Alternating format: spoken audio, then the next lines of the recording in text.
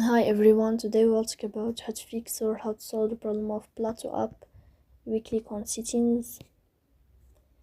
Here in this page you can go to apps, default apps, app settings. On above you can search about Plato app and you can click. Here in this page of app info you can click on first stop and you can click OK. Then you will enter to the window of storage. Here you can click on clear cache. In the end you can turn off your Wi-Fi and you can turn on your Wi-Fi again to fix that problem. So please don't forget to support us by like and subscribe.